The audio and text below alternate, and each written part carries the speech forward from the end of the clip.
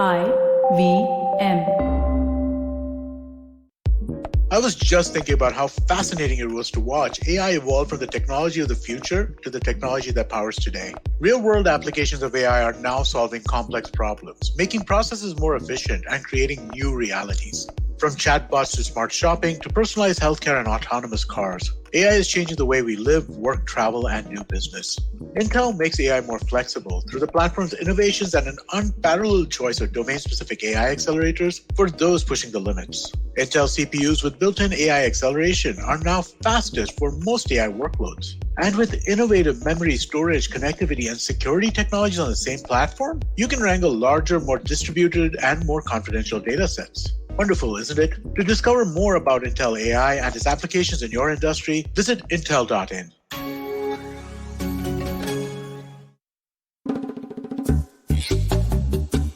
Shunya One is brought to you by Intel. Performance made flexible. That's how wonderful gets done. Hey everyone, welcome to Shunya One, episode 155. How are you doing, Amit? I'm good, man. Super excited about this conversation. I mean, we've been having good conversations over the last few months, but this one is really interesting too, right? I think he's an old friend of yours, but beyond that, I'm really impressed with, I really like what they're doing. Absolutely. And they've done it on the back of some, a lot of interesting stuff they've built out in the product side, which I'm so glad we got talking about in the conversation. We're obviously chatting with Piyush Kumar, who's the founder and CEO of Router. And they're an interesting app. You'll hear all about it. But Amit, I also noticed that you are sitting in an interesting new background. You want to tell our folks about that? Well, there's magic happening, man. What can I say? Part of that magic is we're back in office. We're back in studio. Different studio, new and improved. Still being kind of sort of set up, but at least the soundproofing and stuff like that's done. So I can sit out here and do this kind of recording. But hopefully, Shiladitya, once I think that, I'm hoping that within the month, right, we should be both sitting over here and doing this, in person with other people. Yeah, that'll be awesome. You already sound like your radio voice is back. Dude, I don't have a radio voice. Compared to you, my radio voice is weak. It's it's nothing. Well, the studio helps. Well, the studio nice soundproofing helps. The studio does. Awesome. I can't wait to be back either.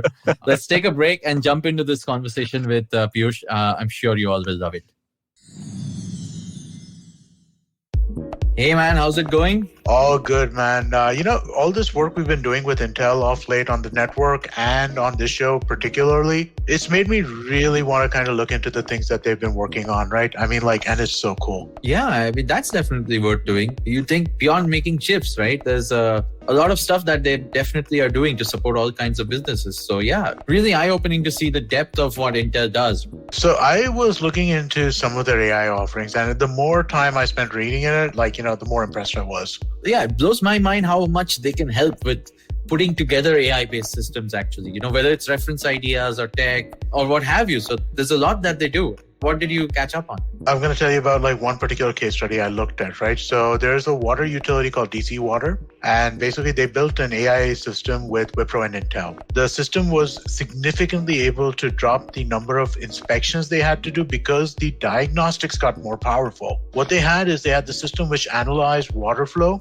and based on that water flow that they were looking at, they were able to figure out what parts of the system were performing up to the mark and what part of the systems had problems. So instead of having to do all of these inspections constantly, they could just automatically send people out to fix the problems. This was amazing in my mind. Yeah, and that's an incredible use of AI in the real world. It's real and practical. I mean, just thinking about it allows you to think of, diagnostics versus maintenance at a whole different level. Like any others you checked out and worth going through? They've got a ton of case studies and examples and a whole bunch of things like that for people to look at about AI. So you should definitely go to intel.in and check out some of these things that they have there. Awesome. I will do. You said intel.in. Definitely going to do some reading tonight. Hey Piyush, how are you doing? Welcome to Shunya One. I'm doing great. Good to see both of you. I've been listening to all the content for so many months and years, and so happy to be here. So thanks for inviting me. My goodness. No, you were, we have known each other for a while, so I know you were always on our, wish list of folks who could come talk to us. And thank you so much for also being a listener. But it's great having you. Lots of exciting things to talk about, of course.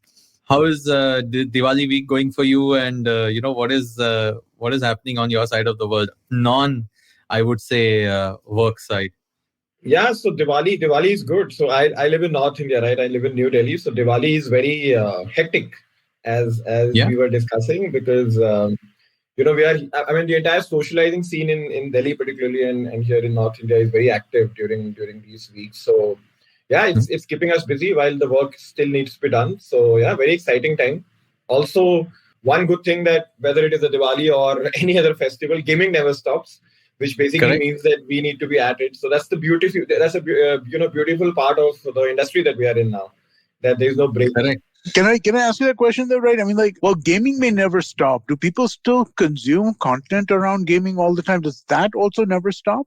Well, surprisingly, it is something which is completely constant. I mean, there is hardly any time period. I mean, somebody was asking me a few days back, what is the time period when people usually watch? Because typically in content there's a behavior, right? But here we have not seen anything in particular. I mean, even if you go on say our app and in the afternoon around 12 or 1 o'clock, or if you go at 12 o'clock in the midnight, you'll see somehow. I mean, there's a 15-20% variance here and there. Right. But sometimes it's even less, right? So no, there's nothing, because people who are playing games are also watching a lot of content. A lot of times we hear this insight that there are people who are watching and they're playing right in front of it on the phone. So it's like crazy. Listen, I find that really interesting, right? Because we see a different thing, right? Like, I mean, like for us, holidays are like a massive drop across the network, right?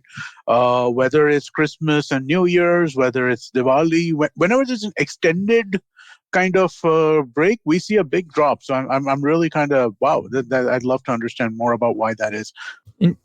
In fact, like before we jump in, what's the origin of this? Like, obviously, Router is a streaming platform. It's a gaming streaming platform. There's so many layers to it. Why don't you take us back to like how this all started and your personal journey a little bit to get into Cool, this? cool.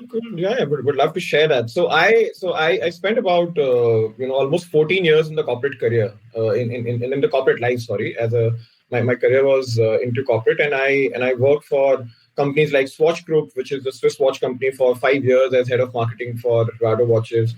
I worked in Dish TV during the high definition launch in India, and then I spent my formative years in advertising. So while I'm a computer graduate, it was the entire world of marketing, entire world of branding, and the way you reach out to consumers, which really interested me.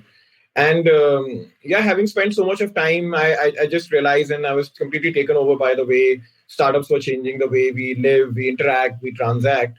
So early part of last decade, I started to consume pretty much everything which was available. All these companies, Zomato, Uber, Paytm, all these companies started to inspire a lot. And I thought, maybe I can attempt to do something. So in 2016, started Router with a very clear objective of creating a technology platform that will connect people with each other. And the first idea, or the first genre, in fact, something which is very close to me, is sports. So we said, let's connect sports fans with each other. So we'll build an app or build a platform which will connect sports fans with each other, and that's how it started. And then, first time entrepreneurs. One of the things which I think really missed, and I think one thing I tell everybody when any budding entrepreneur or whatever is that while working in a corporate career or working with a corporate really helps, but even if you're a first time entrepreneur, you should try and work with a startup before that, because you get a first hand experience of how to build a company. So that was something I didn't have. So which is why we it took us about 3.5 years to build a good product. We survived quite a few near death moments, etc. And then in 2019, sports started to do well, but then we realized sports is always going to be a challenge, given the fact that in India, sports is pretty much Indian team's calendar, or whenever Indian team is playing on IPL. So it's very difficult to build a sustainable business and at the same time build a large business when there are already so many successful sports companies. So as an entrepreneur, we realized that probably this is not going to take off. So we needed to look around something where we could apply our learning and platform into something nicer and a bigger, which is when gaming started to take off in India by 2018, 2019. PUBG, Free Fire, all these games started to take off. And pandemic was a trigger. As soon as pandemic happened, We said there's anyways no sports. Let's just give it a shot if gaming can work. And we gave that shot. We took that chance, and yeah, it worked. We have a very strong product market fit now. Lots to do, but we have actually got started on a good note. And what is the tech and platform like? I mean, what is it? I mean, we understand game streaming. So some folks for sure who are exposed to that world probably know this really well, but it's still nascent in India, if I may say so.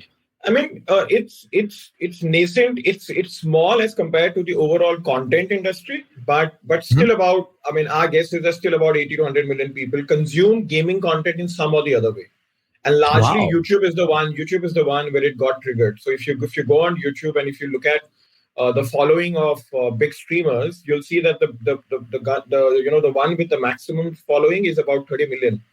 Right. And there are a lot of people who have following between 1 to 10 million or even going up to 15 million. So there are a lot of people who are already consuming this particular content. But yeah, it's still small. Like it's not like a typical content. A typical large content industry would be what, 300, 400 million people consuming a particular thing. In gaming, it is about 100 million is where it is at this stage. But the good thing is that the number of people playing games in India is very high now. I mean, it's stated to cross 500 million next year. And out of 500 million, there is a particular category which is called first-person shooter category. The number of people playing those games will be north of 250 million, which typically means that more than 250 million people will consume this kind of a content. So one, that is the roughly market where we look at, roughly the market size where we look at. It's growing very, very fast. In terms of products, see, it's like an app, right? So we are available on web, we are available on Android and iOS, but our core product is Android, and it's exactly the way you experience say a YouTube or a short form video platform or whatever, where you open up, you see quite a lot of live content available. So in the case of a gaming, it's less recorded videos or short videos; it's more streaming. So 85% of video, 85% of content in gaming is streaming. So when you open up, you'll see like maybe, I mean, on an average on our app, anything between 800 to 1200 concurrent sessions are happening. So 800 to 1200 concurrent channels are live. So you can pick up whichever you want to go into, or if you have a favorite, you'll get a notification, or our algo will show up the most popular one. And then you get into it, and then it grips you. That's the thing, that once you get into it and you see somebody playing and also talking and interacting with others, it's magic. Seriously, it's like sometimes I mean, when we started, I couldn't believe why people do it, and that's the most important question everybody asks us: that why people watch others play. But I'd really like to understand that. I mean, like, what have you all found from that, right? I mean, like, there's psychological reasons. Well, what are the reasons people listen to watch this kind of thing? I watch it, so I know that it's fun to watch. But I'm just trying to understand why do people watch these kinds of things? So multiple reasons, and there are multiple insights that we have now where we know what the trigger is. One of the triggers is very clearly that this is a very high adrenaline content. Particularly first-person shooter, right? A game like a FIFA or any other sports game is fine. You also see it. I mean, the emotions are very similar to the way, for example, you watch two live sports football team playing, right? But first-person shooter is like imagine watching an action movie, right? If you're watching an action movie, you're off your seat for like 1.5 hours, right? Because there's a lot of chasing, fighting, all those things happening. So these games are something which are very high adrenaline. So it's something that is never boring. I mean, it's hardly a moment in a game where you're getting bored and somebody's just doing something normal. There's always one thing. So one is the fact that it's a great content. Second, it's one of the ways in which people sort of connect with each other. So say I am a BGMI fan, and I am also a fan of, say, a big streamer, right? So when I get into his room, I am able to connect with him. I am able to connect with other people. So there's a lot of that behavior is very much like sports. That if a lot of fans of a particular team get into the same room, they'll tend to discuss a lot, and that is how it typically happens. Third, and one of the most important one is that people also consume a lot of. So people who play games also consume a lot of such game content, which is why I said that the overall market of about 250 million people by next year would be the addressable market for us. because pretty much everybody who's playing is also consuming content. In this case, it really works. And that therefore is more of a habit that sometimes you don't feel like playing. So you'll just switch it on say a router or YouTube or Loco, and then you'll just watch because you're getting a very similar emotion, right? One of the fourth and one of the most interesting one is that this is a great way for people to learn how to play better. So a lot of times you tend to watch a big streamer or a better player or whatever because you learn few tricks which you don't know. And last but not the least, it's also a great way to discover new games because there are a lot of games which have, like for example, when BGMI got launched or tomorrow any other new game comes in, right? A Free Fire user can say, let me just watch few sessions and see how it works. And then you can if it's fun or not, if it's interesting. Yes. But I mean, in the middle of all of this, the larger reason is that gaming in itself is a very high adrenaline sort of a content. And second is the community angle. The community angle in gaming is very, very strong. Yeah. Can you expand on that, the community angle? Yeah, okay. So by community angle, I mean that in this particular case, it works very much like a typical celebrity and fan behavior, right? So for them, following a particular streamer or a particular gamer is a moment of pride. It is a moment of, they can relate to it. They are a part of a tribe and all of that, right? So for gamers, it's very important that they look up to somebody or they follow somebody. And then, so typically how it happens is that when two gamers meet, they will discuss somebody's game, how it happened. So very, very similar to the way sports is. And the other reason is that within gaming, there are a lot of communities that get built. So one of the communities is about the type of games you play. One of the communities is about whom you follow. One of the communities is about what is the geography, what is the language, because this is very language agnostic. There is nothing that can stop people in different communities because all you're doing is speaking. So there is no text, there is no video production, nothing. I mean, somebody's playing and somebody's talking, right? So it just connects people a lot with each other. So that community angle is very, very strong here. Interesting. And, the last point you made was that obviously people are trying to learn how to play better. But all of these games are fair. I mean, most of the games which people watch are solo games, right? Like FPS games are most of the time solo. Like you play, maybe you're doing some sort of team play, maybe you're playing in like a online group game, but it's individual skill most of the time. Is that right? And does that drive any particular kind of behavior in watching it also? Yeah, first person shooter category is typically less solo and more about the team and the community, and in a sense that people play together. So 3-4 of them or 5 of them will play together. So it's always helpful if you're playing in a group. So which is the reason, I mean, one of the insights of this category is that you will never see somebody playing without a headphone. Okay. And the reason they are on headphone is because audio plays a very important role when they're playing. So they are actually connected to each other. They're talking to their teammates. And they are actually discussing because somebody is at a certain angle and he can see an enemy approaching and then he can advise him that don't go there because you'll get shot or whatever. Correct. Right. So it's all, and the entire thing is about being safe. The game is about, of course, eliminating your opponents, but then about surviving, because then you discover a lot of things and you win a lot of points and all of that. So I would say it's still a very, very team sort of a game, but then skills are individual. You're absolutely right. The skills are individual. You need to have all the skills to be able to play.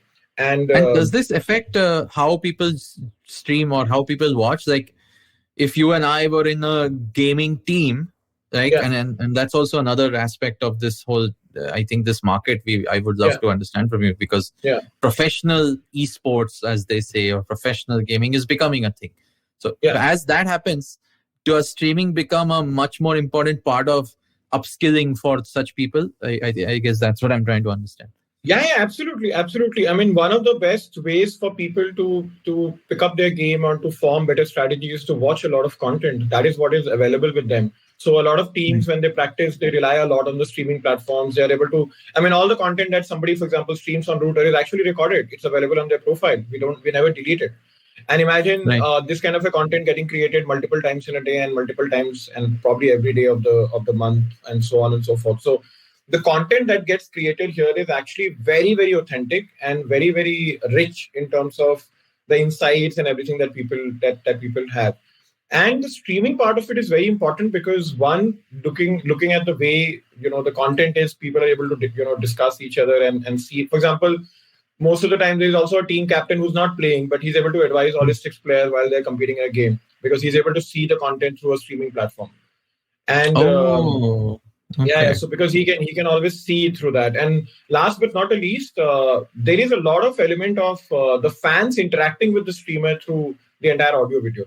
So, for example, we have built multiple features where if you want to join up a streamer, you can join him through an audio chat and you can do it. That's where Discord plays a very important role. Discord traditionally have been used for people to, connect with audio. But there are now most of the streaming platforms are trying to build features under which both video and audio interaction between a streamer and a follower or a fan can actually happen within the app. You don't need, say, an external device for it. But lots will change. Lots will improve as we move. Interesting. So you mentioned that. So right now, first-person shooters are the primary form, right? This doesn't seem to be like what I remember as what people were watching initially, right? I mean, way back when, right? I remember there was a lot of Age of Empire and a lot of StarCraft and a lot of those kinds of games, which are more kind of that. So. Do you think that is because of the increase in mobile gaming that first-person shooters have become so dominant in this kind of a streaming thing, or was that something that was just happening anyway? But I remember Counter-Strike was big back then too. But I mean, I always felt like the Age of Empires people were like celebrities, right? There were people who knew who they were all over the world. Yeah. No, so gaming has evolved. You're absolutely right. I mean, Age of Empire, and there are many other such games which used to be at that point in time. Had a lot of people streaming and basically Twitch started to build around that quite a bit, right? But then Dota came and there are multiple other games came that changed. In India particularly, I mean, if you look at the world around us, it's mobile gaming which has completely transformed the way, our entire gaming community works. India is predominantly a mobile gaming market, which is why for anybody to get into the Indian gaming, you'll have to think mobile first, just like any other and on many other categories. And that's where the games, the more popular game on mobile in India are actually first-person shooter, and then there is Ludo. So Ludo is an exception, very casual, very Indian, very gamish. I mean, Gamation has done a phenomenal job in building that game, and we all got hooked to it at some point during the lockdown, etc. But PUBG is the one that really changed the market forever, and full credit to that game. Of course, it got banned, it got relaunched in the form of BGMI, and of course, Free Fire came and Call of Duty and all these games. But PUBG, I mean, we always say this, that it's once in a generation game. The quality of the game and the way they managed to bring everything on a mobile was amazing and is amazing. I mean, that's why the community is so strong. Right. So that has to do with graphic quality and that kind of thing. Those are the reasons why it is an attractive thing to watch.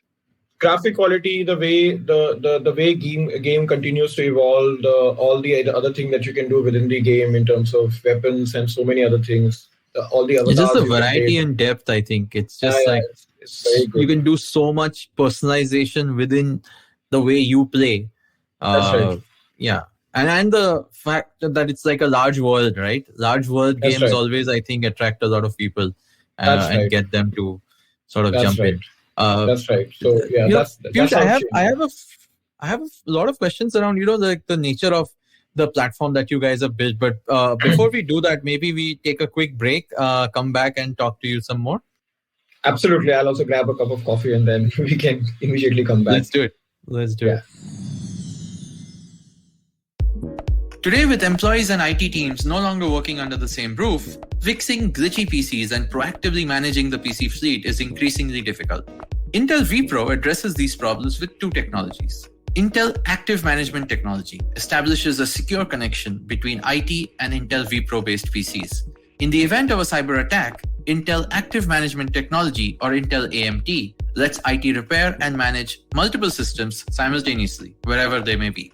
The second technology is Intel Endpoint Management Assistant, or Intel EMA. EMA enables manageability via simple cloud-based web tools. Both these tools are part of the vPro platform and allow faster response times, fewer help desk tickets, and lower support costs. Visit intel.in/IT heroes to know more. Remember, Intel vPro, it's built for business. $100. That's all it takes to begin your journey with Bitcoin and Ethereum. No, really.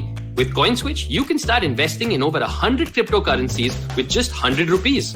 On top of that, there are zero charges for deposits and withdrawals, so you can trade, buy, sell, however and whenever you want. All of this, plus their extremely intuitive interface, makes CoinSwitch the perfect app for beginners in the crypto space. But don't take my word for it. Just download CoinSwitch for free and try it out for yourself.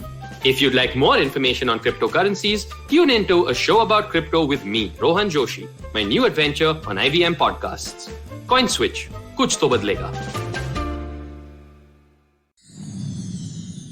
Hey, welcome back, everyone. Piyush was telling us a lot about this fascinating industry of gaming and gaming streaming. Piyush, just to continue on, the product you guys have built, obviously, right? Yeah.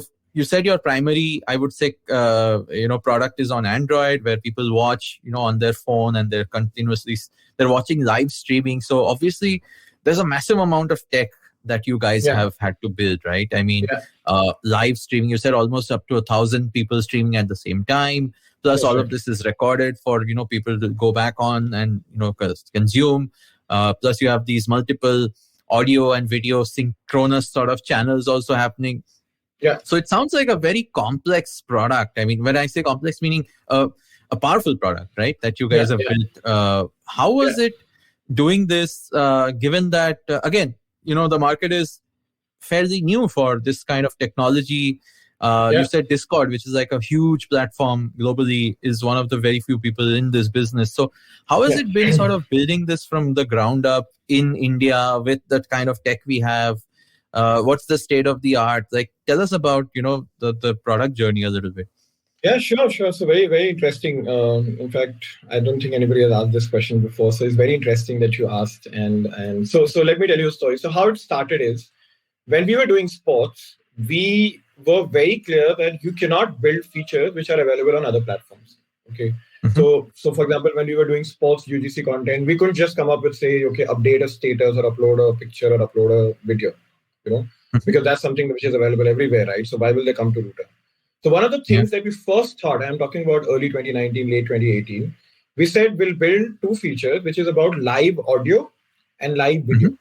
So we'll build a feature. I mean, Instagram Live and all that were a little early those days. I mean, it would have perhaps just come. So we said we'll build a feature under which 2-3 fans can come together on audio and can talk and even do commentary or do few things while the match is going on. I'm talking about sports days. There's this pre-Clubhouse also. Pre-Clubhouse. So our Clubhouse version was, I'm not kidding, March 2019, right before the IPL of 2019 and then Cricket World Cup 2019. Okay, we had a full-fledged 8,000 to 10,000 people community. Our highest was we once, during one of the matches, had 145 different commentary sessions going on Router when we built that feature. Nice. Imagine those days. Nice. I mean, right from somebody like an Akash Chopra or few ex-cricketers and even Tanmay Bhatt, going down to people, somebody in Assam or somebody in Bengal who was doing commentary in Assamese, and there were like 20, 30, 100 people listening to him. So that was our first product. Okay. So what happened is that during the sports, so we started to build a streaming technology much earlier in our journey, much before we got into game streaming. And complete credit to my product team, my tech team, which we started to work with Agora, we started to work with Akamai, AWS, of course. We use CleverTap for a lot of analytics, and then the features started to get built. Okay, so we built multiple features. We kept on improving the experience, and by the end of 2019, we had a very decent, stable product in streaming, but there was no gaming. Okay, when we decided to get on with game streaming in March or April 2020, it became a little easy for us because we had a basic infrastructure ready with us. Right, we just needed to convert that into a game streaming tech. And there also, I mean, Dipesh, my co-founder, Sagnik, they had a great vision. They said, we will not use an external streaming tool, because when you use an external streaming tool, your cost can never be in control, because we knew it's going to be a massive sort of a product. I mean, not in terms of growth, but in terms of the size of the tech and everything and the cost. So we actually went and made our own streaming tool, which is one of the reasons that our tech cost is very much under control, and we are actually running a very effective business with a very strong EBITDA. Otherwise, it's just not sustainable. I mean, streaming one of the reasons streaming technologies or products are not able to scale, and this is what we have learned over the last 1.5 years, is because it's very expensive technology, right? So we built our own streaming tool, and that helped us, produce. So one, that helped us control costs over a period of time. Secondly, because we had our own streaming tool, we could build at least 10 more engaging features or engagement features that nobody else has in the market. Wow. So this has been our journey. Yeah. So firstly, this is one part of the journey, that thanks to the fact that we thought about live audio, live video during sports, then we thought about game streaming, then the tech team actually went ahead and decided to build a lot on tech. And then of course, when we were building, then the other interesting thing happened is that even for the viewers and everything that we are doing in terms of, how do we provide the best resolution? How do we ensure it's so optimized that it's not consuming data at the viewer's end? Because if that happens, then nobody's going to go on your platform. So you have to ensure that the data consumption on viewers' end is as less as possible. I mean, at least not more than what they are doing otherwise. And but the key thing on our product, and I'm quite proud to say this, that this happened because we believe in a certain philosophy which really works for us, that we wanted the streaming tool so we first wanted to have one app where the streaming creation tools and the consumption tools are within the same app. So if you go on the market right now, no product in India gives you both. Even on YouTube, if you try to stream, they'll ask for 1,000 subscribers. 1,000 subscribers. They ask you for so if you want to use YouTube streaming tool, you need 1,000 subscribers to get there. On Router, our vision was that anybody who plays a game should be able to stream, which basically means we needed to make tools which are very easy to use, and we needed to make it within the same app. So today, almost 17 to 17.5% of people who download Router every month actually create content. And that is because our vision is that it's a very large number. I mean, almost 911,000, which means almost 1 million unique people create content on Router every month. No, it's an insane number. If I remember correctly, the market rate, the normal standard ratio for UGC is like 1%. I think it's like 1%, dude. Yeah, 1%. So for UGC for consumption versus this at any kind of scale, I think the numbers are like 1.5%. I don't think it's at 5%. So that's huge. Yeah. So this will normalize over a period of time. Okay, this will normalize. It used to be 20, it's come down to 17. Eventually, it may. But one of the key objectives or one of the key things that we are doing in the market, and we like to believe that somebody has to do it, is that you cannot rely on the 100 streamers on YouTube, right? Or say 500 streamers on YouTube. For this market to blow up, you need to create the next 100,000 going up to next 1 million streamers. And that cannot happen. I mean, we as a platform cannot believe that somebody will do it. Somebody will make this community and then they'll come on Router and will succeed. It cannot happen. So we said we will have to do it. So for us to do it, we made the most accessible, most easy to use and the best, experienced product, and a very complex product that turned out to be much easy. And at the same time, we have a very strong community team, which is led by a guy called Akshay, who went ahead and literally recruited the next 5,000 to 10,000 people who are streamers, but nobody knows them. I mean, somebody has 1,000 followers, somebody has 10,000 followers. So our team, we have a strong team that literally goes on scouting people who are streaming, and whether it is a female streamer or people who are doing it in face cam, etc., they bring them under our creator program. Then we teach them or we guide them on how to do better, and then they grow their following. So it's tech plus the community angle, which has really made us stand out, or probably the reason we like to believe that we have a better chance to succeed in the market. And that is the biggest moat, because we have a good technology and we have a set of community which is very true and very core to us. And that's amazing, right? Because you said, I mean, one is you built all this tech, it's just running, it's scaling so well. At the same time, you're doing the community bit. So you're actually doing a bunch of things simultaneously while sort of expanding your reach and your scale. So, doing, and obviously, like you said, it's also a newish sort of a genre for the country, where our gaming platform, gaming numbers are just sort of catching up. While the numbers are amazing going forward, and you're running all of this, what is your monetization? I mean, that's the obvious sort of VC question, maybe, but it's a very pertinent question for the businesses in general, and not just for you, by the way. What's in it for, let's say, the streamers, right? Because these sort of creator platforms typically also have to be worth their time for the creators, right? I mean, I think that's where that's the theme everywhere going around. So how have you guys thought about that? No, so very interesting question, and I always say this, that as entrepreneurs or as people who are building business backed by VC money or angel investors money or whatever, we should have an outlook for monetization from day zero. Okay, we may make just $1,000 or 1 lakh or whatever, 10 lakhs revenue in a month. But the fact is that if you're not attempting to make revenue from day one, that means you're just leaving it for some other day. And the fact is that is the core of the business. So we are the only platform in this space. I mean, besides YouTube, of course, amongst the Indian platforms, we are the only one which is making revenue, and we are making pretty decent revenue. I mean, we are on an ARR of almost 2.4 million. We are making about 1.5 crore rupees Indian money per month. And I'm saying this because this is public, so I can talk about it. And we, of course, our next goal is to get to 1 million monthly revenue, and then of course increase it from there. But let's do it one by one. So let's first say how creators make money. So the way creators make money is that everybody on Router, whether you're a viewer or you're a creator, you are all a part of a gamification process. What it means is that we believe that time is currency. So if as a viewer you're spending time on Router, or if as a creator you're creating any content, you're uploading a video, you're uploading an image, you are streaming content, you are a part of a coin economy. You'll get some coins depending on what the value of the content that you're viewing. Or so even if I'm a viewer, say I do 10 hours of watch time, I'll get some coin. Okay. Wow. And nice. Everybody gets a certain coin which is redeemable for any gaming voucher, or even for something like a Paytm or whatever. So you can redeem it. You can actually redeem it for certain things.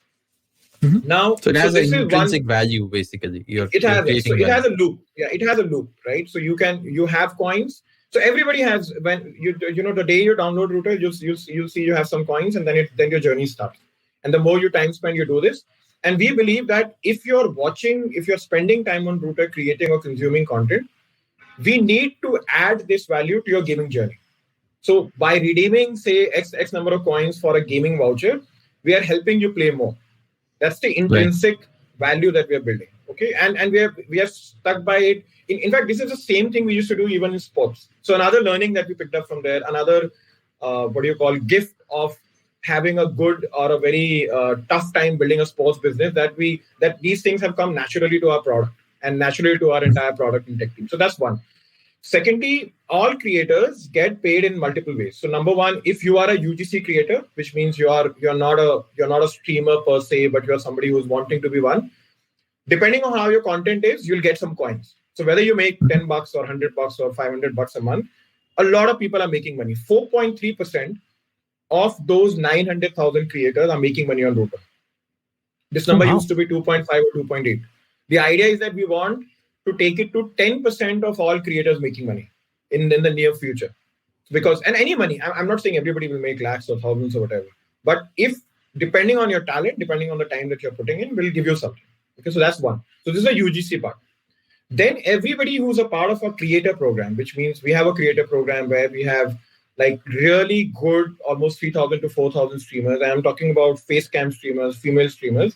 All of them have a certain contract with us, and all of them get paid a certain fixed money depending on how they're doing it. Okay, so it can range from anything to say 5,000 going up to the maximum guy earning 20 lakhs a month. But everybody in that program makes money. Then the top end is that if you are a superstar streamer, say you are a big guy on YouTube and we have hired you, or if you are, say, an entertainer, whatever, if you're like Tanmay came on our platform and he did few things, so he gets paid according to the way a typical premium influencer will get. So that is how they get paid. I mean, it depends on the hour or whatever. And last but not the least, there is also Esports Tournament. So when we organize Esports Tournament, the winning team makes money. Right, so we give a prize money, they make money. So everybody is making money in the ecosystem, right? Then the other thing we also do is, so streamers and all the content creators are getting paid in the way that I just explained to you.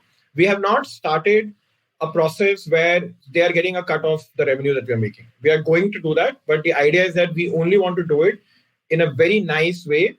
That once we have scaled and once we have fixed or once we have improved a lot of things on our app.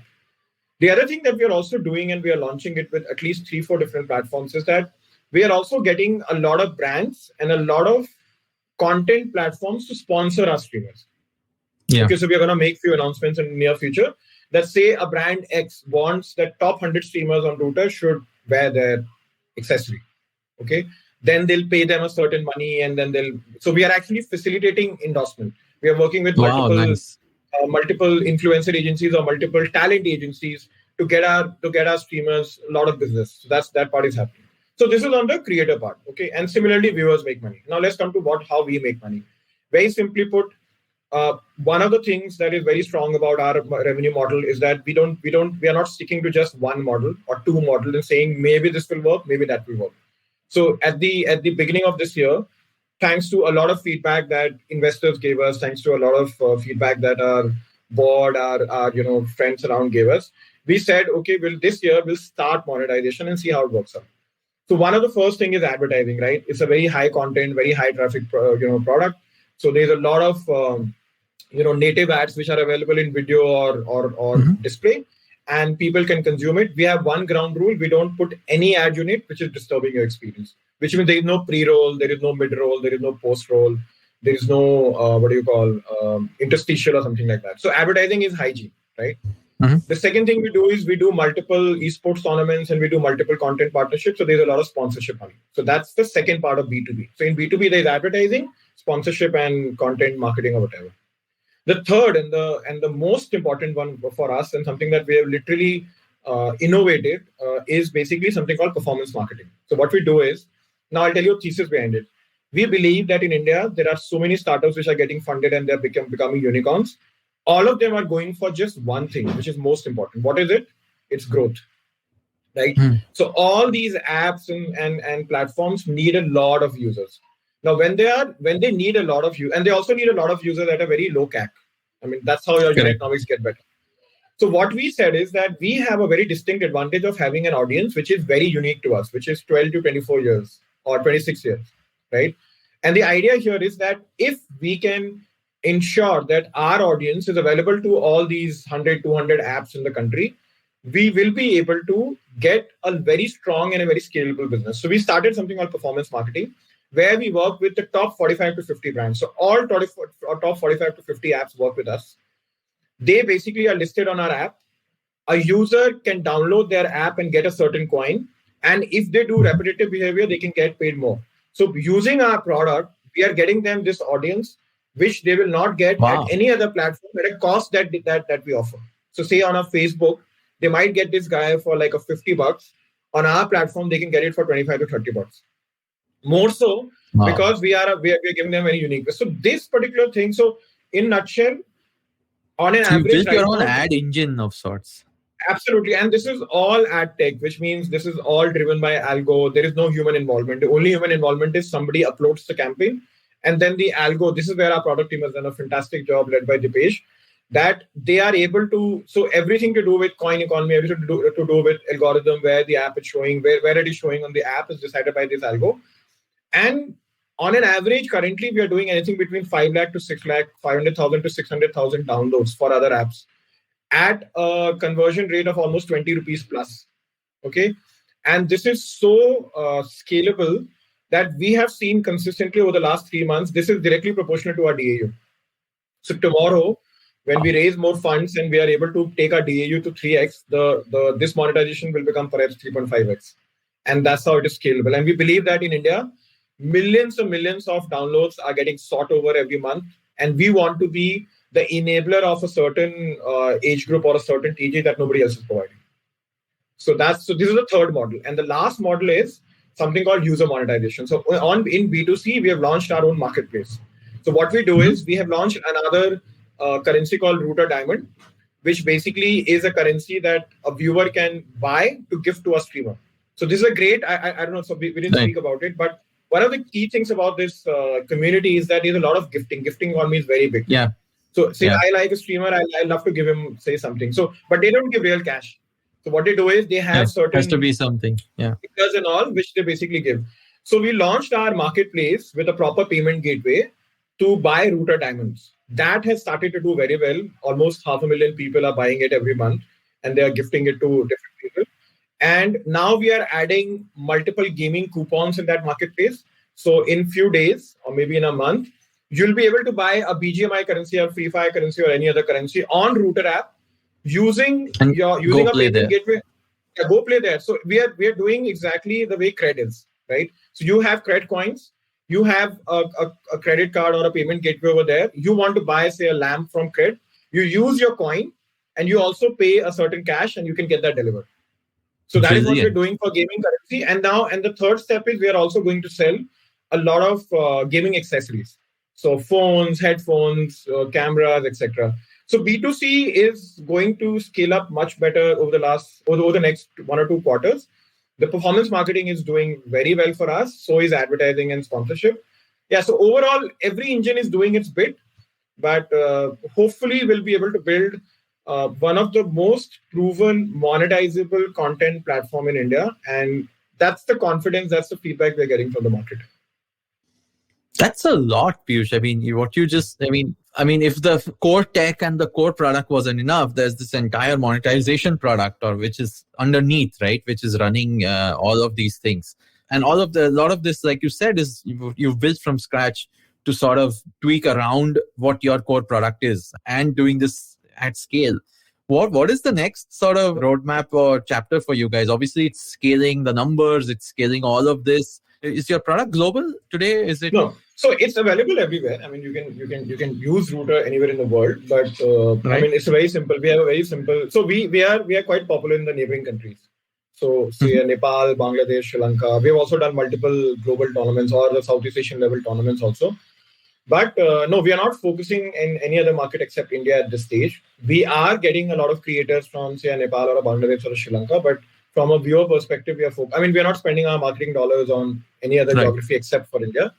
And the reason for that is we want to first get to 25 million monthly active users in the next 12 months before we decide to go international or any other market. And the reason is that all these games are pretty global and the tech is very simple. And nobody is a clear leader globally in mobile game streaming. So Twitch is the global leader. They are huge. They are in fact a huge inspiration for us. But they're not very strong in mobile gaming markets because mobile they're console and computer PC gaming. That's right. So there is a lot of opportunity. I mean, for us to get into any developed or developing market is very much a possibility. Depends on what we can raise, how we can sort of go forward from here. But to answer your question on how we go from here and what's there. So first and the foremost is that in India, the game streaming literally category was created on YouTube. I'm not saying YouTube went ahead and created it. It's basically because they were the biggest content platform and people started over there. So they have the top 100 streamers.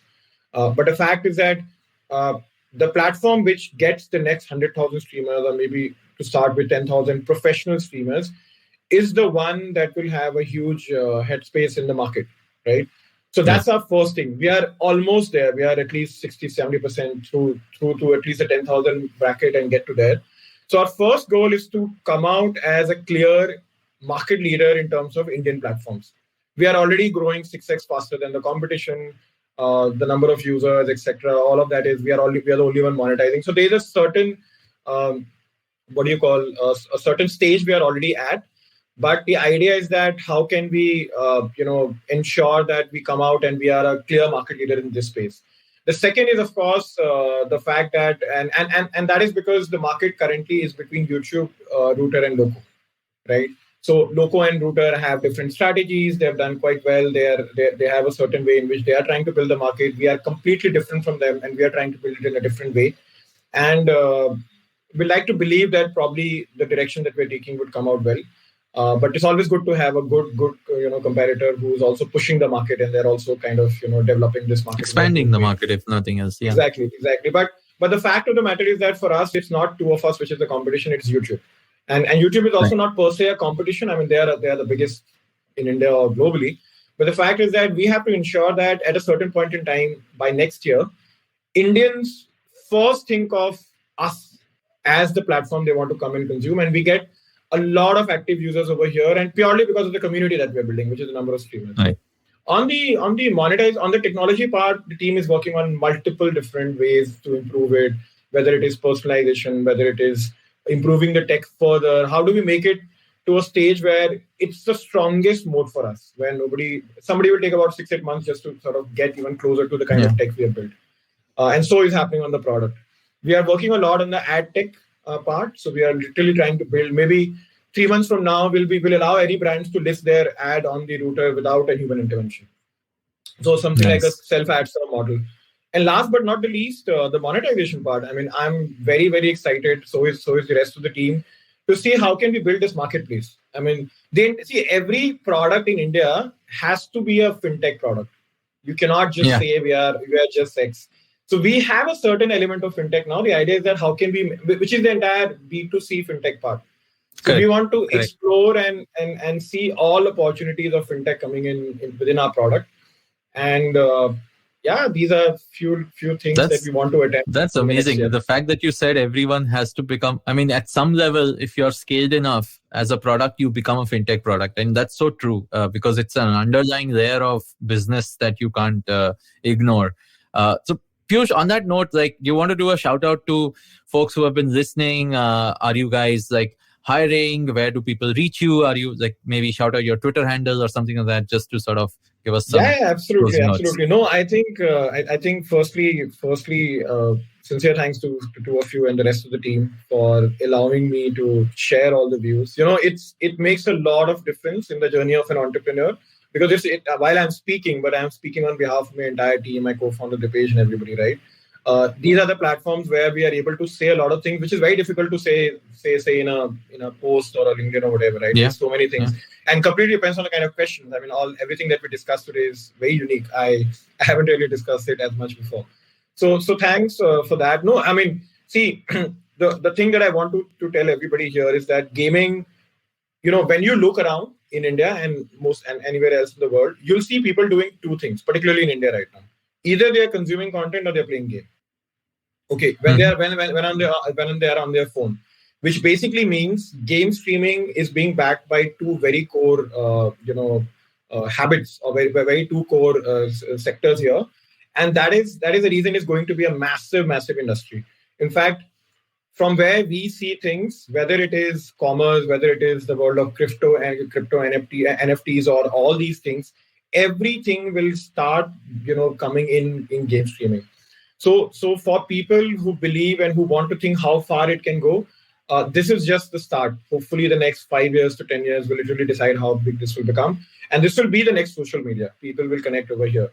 So anybody who wants to be a part of our journey, or who wants to work with us, or who wants to use our product and become a streamer, because for us, it's not just the funds or the people who work with us. The most important thing is we want more and more people to play, become streamers. It's a fantastic career to have, right? So if you are a gamer, try becoming a streamer. It will just take 2 hours of you in a day, but the kind of money you can make and the kind of following you can make and the kind of career or eventually becoming an influencer route opens up for you is quite big. And last but not the least, I have to bring in my brand name over here that keep rooting for us. Everybody who talks about Rooter at some or the other stage is going to help us reach out to bigger, audience. And I'm on Twitter at Right to Piyush. It's my handle over there. Please reach out. We can have multiple conversations. And look forward to playing our role in this industry in the future. Awesome, great. I'd just like to remind everybody really quickly, a rating or a review, wherever you're listening to the podcast, does help us a lot. And you can always reach out to Shiladitya and myself as well on Twitter. And I think we're reasonably responsive. I'm not a big star like Shiladitya, but... You guys are. We are more than happy anytime someone talks to us. And, Piyush, thank you so much. This was an awesome conversation. I have learned a lot more about, what Rooter is and what you guys are doing. And it's fascinating, really, the depth at which, we could also have this chat. I'm glad, Shunya One is a tech show and we always like going deep into tech and product conversations. And thank you for sharing so much with us. Well, about thank the you so business. much. So Thank you it's so really much. great. It's all about the thread we are able to build as three of us together, and it's all about the questions that you asked. And yeah, as I said, I'm representing my team, and I'm so happy we could discuss all of it. Definitely, and more success coming your way for sure. We will catch up with. We'll all be rooting for you as you said. So thank you so much, and thanks for this awesome chat. Thank you so much. Thank you so much. Shunya One is brought to you by Intel. Performance made flexible. That's how wonderful gets done.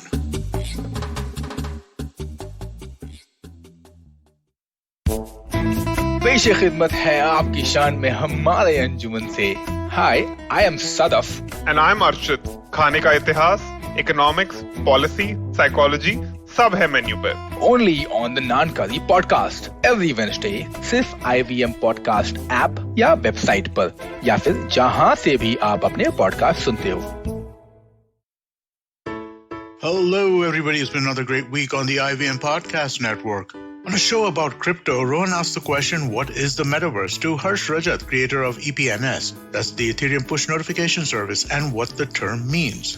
There was a fun episode of Cyrus Says Cock and Bull that we did last week. We discussed a whole bunch of different things on it. As always, we discussed the India-New Zealand match and the reactions to it, and elephants in Africa being born tuskless. On Audio Gyan, Kedar introduces us to filmmaker Ashish Avikuntak and his artistic film, etc. On The Longest Constitution, Priya takes a look at Gandhi, same-sex love, and why a few of our laws need to be changed to accommodate the LGBTQIA community. And on The Wire Talk, Siddharth speaks to Ayaz Memon, the sports writer, journalist, lawyer, regular on Khel Niti, former host of one of our shows, The Cricketwala Chronicles, and so much more. They talk about his new book, Indian Innings, The Journey of Indian Cricket Since 1947. Do follow us on social media. We're IVM Podcast on Twitter, Facebook, Instagram, and LinkedIn. And remember, if you're enjoying this show or any of our other shows for that matter, please do tell a friend. And finally, we'd like to thank our sponsors on the network this week: Cred, Bank of Baroda, Quarter, CoinSwitch, Kuber, Slate Coffee, Intel, Kotak Mahindra Bank, and Oxfam India. Thank you so much for making this possible. Hi, everybody. Just wanted to ask everyone for a quick favor. We're running a brand survey right now and would really appreciate it if you could let us know what you think about the advertising on IVM. Go to ivmpodcast.com/survey and do let us know. As part of this, we'll be selecting 10 random participants and sending them some IVM swag, so do fill out those surveys.